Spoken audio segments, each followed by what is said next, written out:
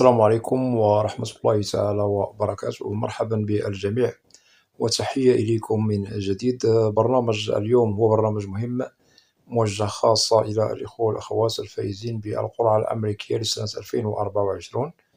وبحكم أنني توصلت ببعض التعاليق تتعلق بإخوة وأخوات اجتازوا مقابلاتهم لدى السفارة الأمريكية في بلدهم الأم، وبالطبع شاركونا التجارب التي مروا بها. وبالطبع هؤلاء الإخوة والأخوات الفائزين بالدفع 24 رفضت لهم التأشيرة يوم الموعد والمقابلة، وبالطبع شاركونا تجربتهم. لهذا ننصح الإخوة والأخوات لكي يأخذوا هذه التجارب التي مروا بها هؤلاء الفائزون والفائزات بالطبع لكي تكونوا على بينة من أمركم، ولكي تعرفوا ما لكم وما عليكم. ونخص بالذكر الإخوة الذين هم بصدد أنهم مقبلون على الموعد والمقابلات عما قريب بالسفارة الأمريكية في بلدانهم الأم، لكي لا تقعوا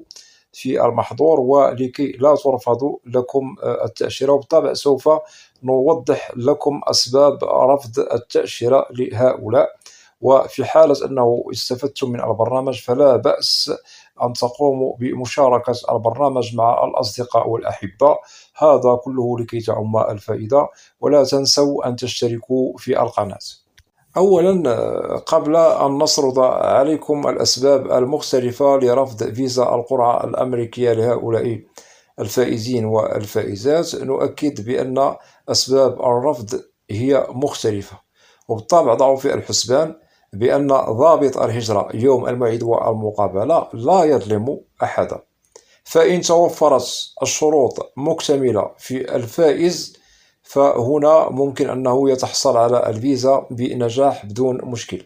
أما في حالة أننا وجدنا الأسباب أو سبب ممكن يستهين به الفائز، هذا قد يشكل عليه مشكل في عدم الحصول على الفيزا. نؤكد من جديد، ضابط الهجرة يوم الموعد والمقابلة لا يظلم أحدا.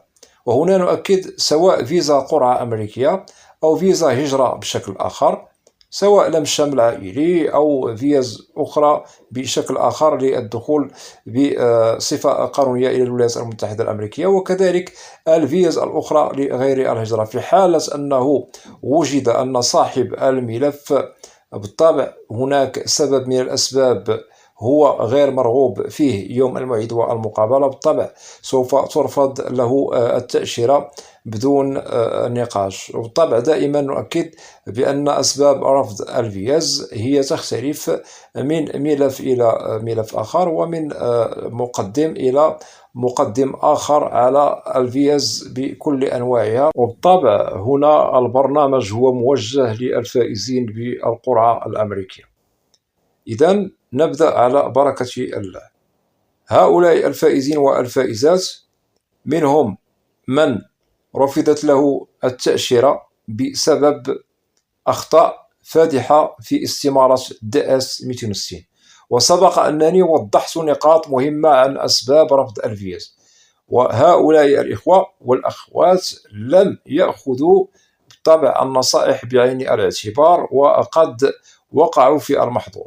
إذن هناك البعض من هؤلاء الفائزين والفائزات رفضت لهم التأشيرة بسبب أخطاء فادحة في استمارة DS، وسبق أنني وضحت بأن الأخطاء الفادحة في استمارة DS كذلك هي مختلفة. ممكن أن تقوموا بالعودة إلى برامج عبر القناة وسوف تعرفوا هذه الأخطاء التي ممكن أنها تشكل مشكل في عدم الحصول على الفيزا للمعني بالأمر يوم الموعد والمقابلة. ننتقل إلى فائزين آخرين رفضت لهم الفيزا بسبب الأمراض الممنوعة من الدخول إلى الولايات المتحدة الأمريكية. ووضحنا سابقا عبر القناة هناك أمراض ممنوعة من الدخول إلى الولايات المتحدة. في حالة أننا وجدنا الشخص المعني بفيزا هجرة، هنا نؤكد سواء فيزا قرعة أو فيز أخرى، فهنا المرض الذي هو ممنوع من الدخول إلى الولايات المتحدة في حالة أن المقدم على ملفه أو المعني بالقرعة الأمريكية أو الفوز، فهنا هذا الشخص لن تمنح له التأشيرة بالطبع، لأنه حامل لمرض من ضمن الأمراض الممنوعة من الدخول إلى الولايات المتحدة. وبالطبع هؤلاء الفائزون والفائزات البعض منهم رفضت لهم التأشيرة بسبب أنهم يعني يحملون مرض ممنوع من الدخول إلى الولايات المتحدة الأمريكية. إذا أردتم أن تستفيدوا أكثر وأكثر، قوموا بالعودة إلى برامج عبر القناة وسوف تعرفوا الأمراض الممنوعة من الدخول إلى الولايات المتحدة. وهذه الأمراض بالطبع هي غير مقبولة وتشكل مشكل في عدم حصول الفيزا للمعني بالأمر يوم المقابلة. أتمنى أن تكون هذه النقاط واضحة. ننتقل إلى بعض الفائزين والفائزات رفضت لهم التأشيرة بسبب أنهم غير حاصلون على شهادة بكالوريا باستحقاق، أي أنهم لا يتوفرون على شهادة بكالوريا. هؤلاء الفائزون بالطبع رفضت لهم التأشيرة. إذن هنا نؤكد كل من هو فائز وفائزة منكم غير حاصل على شهادة بكالوريا، هنا نؤكد بأنه ممكن أنكم لن تتحصلوا على الفيزا إلا في حالة مثلا لديكم شهادة مهنية لديكم فيها خبرة سنتان في الخمس السنوات الأخيرة، وبالطبع هذه المهنة لازم أن نجدها كذلك مقبولة إذا أردتم الحصول على الفيزا. إذن أكدنا لكم بأن هناك بعض الإخوة ليس لديهم شهادة بكالوريا قد رفضت لهم التأشيرة، وهذا سبب كذلك كافي لكي تعرفوا أنه القرعة الأمريكية بالطبع إذا أردنا أن نمنح يعني فائزها أو الفائز بها التأشيرة لازم أن تتوفر فيه الشروط مكتملة. ننتقل إلى سبب آخر تسبب في مشكل عدم الحصول على الفيزا لبعض الإخوة والأخوات الذين شاركونا التجربة. بالطبع هؤلاء غير متوفرون على بعض الوثائق المطلوبة منهم في ملفهم يوم الموعد والمقابلة.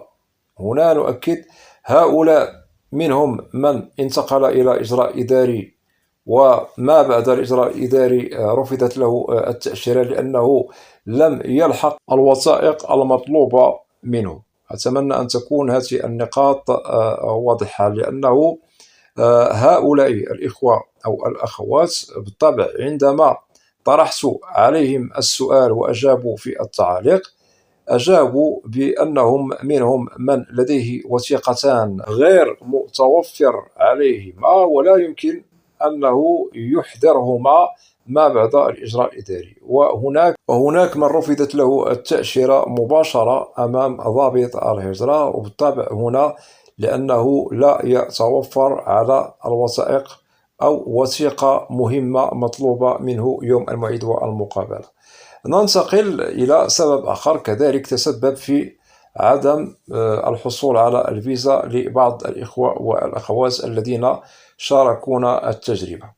هنا نؤكد على بعض الإخوة لديهم مشكل في السجل العدلي، كذلك نفس الشيء رفضت لهم التأشيرة بهذا السبب الغير المرغوب فيه والغير المقبول، لأنه هؤلاء الفائزون والفائزات بالطبع لديهم مشكل سجل جنائي أو سجل عدلي فيه خرق قانون، هو غير مرغوب فيه وغير مقبول. وبالطبع هنا ضابط الهجرة نظر إلى أنه لازم أن هذا الفائز أو الفائزة لن تمنح لهم التأشيرة. إذن هذا كذلك من بين الأسباب التي توصلنا بها من طرف هؤلاء الإخوة والأخوات الذين شاركونا التجربة ورفضت لهم الفيزا بهذا السبب. كذلك هناك سبب آخر شكل مشكل في عدم حصول فيزا لبعض الإخوة والأخوات الذين شاركونا تجربتهم، وهو أنه يوم الموعد والمقابلة وجد ضابط الهجرة بأن ملفات هؤلاء أن هناك تناقض في المعلومات والبيانات المتواجدة والتي ملئت سابقا في استمارة DS والوثائق المصحوبة في ملف الفائز يوم المقابلة. هؤلاء بالطبع رفضت لهم التأشيرة.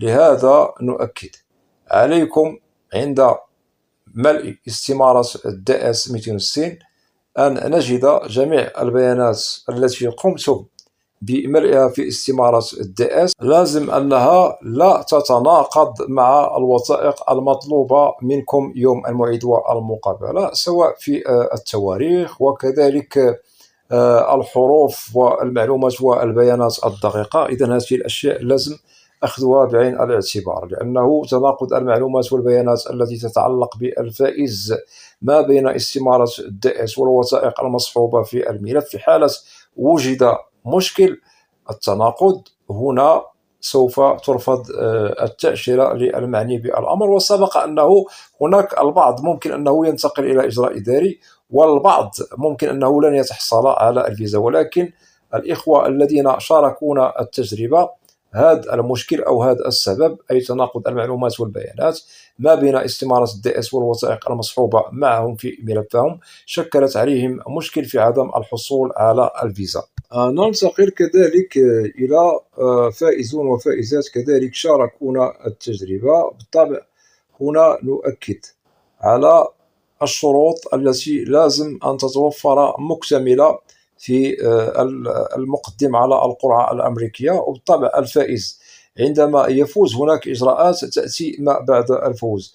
هنا نؤكد عندما سوف يرفق يعني الفائز ملفه يوم المقابلة، بالطبع ضابط الهجرة ينظر إلى الملف. في حالة أنه وجد شرطا واحد لا يتوفر في الملف الفائز، هنا سوف يرفض له التأشيرة وبدون نقاش إخواني وأخواتي. لهذا هناك بعض الإخوة والأخوات الشروط مكتملة غير متوفرة فيهم، بل هم استهانوا ببعض الشروط التي لازم أو شرط لازم أن يكمل الشروط المكتملة. فهؤلاء يوم الموعد والمقابلة رفضت لهم التأشيرة يوم الموعد والمقابلة.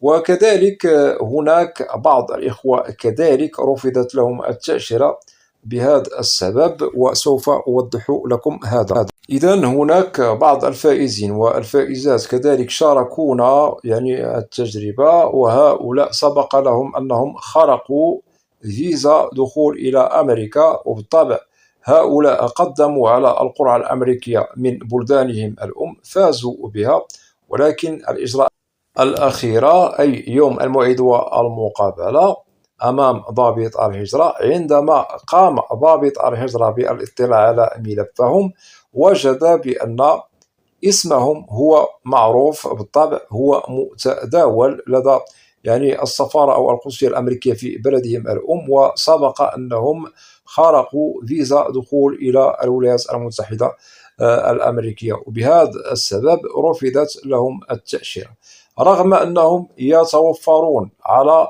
شروط مكتملة. ولكن المشكل هو أنهم سبق أنهم خرقوا، مثلا منهم من خرق فيزا سياحة، ومنهم من خرق فيزا بشكل آخر إلى الولايات المتحدة الأمريكية، وهذا سبب لهم مشكل في عدم الحصول على فيزا القرعة الأمريكية. وبالطبع هنا نؤكد لازم على الإخوة والأخوات الفائزين بالقرعة، في حالة أن بعضكم سبق أنه مثلا دخل إلى الولايات المتحدة وخرق قانون فيزا سياحة بأمريكا، فممكن أنك أو أنك لن تمنح لكم التأشيرة ولو أنه الشروط مكتملة والتي تتعلق بفوزكم بالقرعة الأمريكية. إذن هذا كذلك من بين الأسباب التي تسببت في مشكل في عدم الحصول على الفيزا لبعض الفائزين بالقرعة الأمريكية. وبالطبع هم شاركونا التجربة التي تتعلق بالموعد والمقابلة التي تخصهم بالسفارات أو القنصليات ببلدهم الأم. ونتمنى بالطبع أن تأخذوا جميع النقاط التي وضحناها لكم كتجارب فائزين مروا بالمقابلات بالسفارات أو القنصليات ببلدهم الأم لكي تكونوا على بينة من أمركم، ولكي تعرفوا ما لكم وما عليكم. وهنا نؤكد هذه الأسباب هي من بين الأسباب المهمة التي شاركنا بها فائزون وفائزات تجربتهم. ونؤكد بأن هناك بعض الأسباب الأخرى تظل بين قوسين لا داعي لذكرها، ولكن هنا ذكرنا لكم الأسباب المهمة التي رفضت بها يعني التأشيرة لهؤلاء. بالطبع نؤكد على الأسباب التي تظل هي التي سوف نصنفها الأولى في رفض الفيزا لهؤلاء. نؤكد هنا على الأخطاء الفادحة في استمارة DS 260: عدم توفر على شهادة بكالوريا، وكذلك الأمراض الممنوعة من الدخول إلى الولايات المتحدة، كذلك الكذب والتزوير في المستندات أو الوثائق التي تتعلق بالفائز. هذا من بين الأسباب التي هي مهمة، والإخوة والأخوات الفائزين الذين شاركونا التجربة جلهم رفضت لهم التأشيرة بهذه الأسباب التي ذكرنا لكم، بغض النظر عن الأسباب الأخرى التي هي تظل متفرقة، وبالطبع هي كذلك تعتبر مشكل في عدم الحصول على الفيزا. ونتمنى لكل من هو فائز وفائزة أن لا تقعوا بالطبع في المحظور، وبالطبع أن تلتفتوا وتنتبهوا إلى كل النقاط التي تطرقنا لها بالبرنامج، لكي تكونوا يعني على بينة من أمركم، ولكي تعرفوا ما لكم وما عليكم مستقبلا. وهنا نؤكد على الإخوة والأخوات الذين هم مقبلون عما قريب بالمقابلات بالسفارات الأمريكية في بلدانهم الأم. أتمنى أن تكون جميع النقاط التي وضحناها لكم واضحة، وفي حالة أنه لديكم أسئلة تتعلق ببرنامج اليوم فلا بأس أن تقوموا بوضع تعاليق عبر القناة، وسوف تجدوا الإجابة عبر البرنامج المعروف في القناة، برنامج أسئلة وأجوبة، لأنني لا أستثني منكم أحدا. وأتمنى من الإخوة والأخوات الذين لا زالوا لم يشتركوا في القناة أدعوكم للاشتراك في القناة وتفعيل زر الجرس ليصل إليكم كل جديد. ولا تنسوا أن تدعمونا دائما بلايك لكي نصل إلى أكبر نسبة من المشاهدة. وبالنسبة للقناة محتواها كامل وشامل عن الهجرة والمهاجر إلى الولايات المتحدة الأمريكية بشكل عام وكتعريف. وأود أن أشكر جزيل الشكر كل الإخوة والأخوات الذين يقومون بوضع تعاليق محترمة. مرحبا بكم جميعا في القناة، وإلى لقاء قريب بإذن الله، والسلام عليكم ورحمة الله تعالى وبركاته.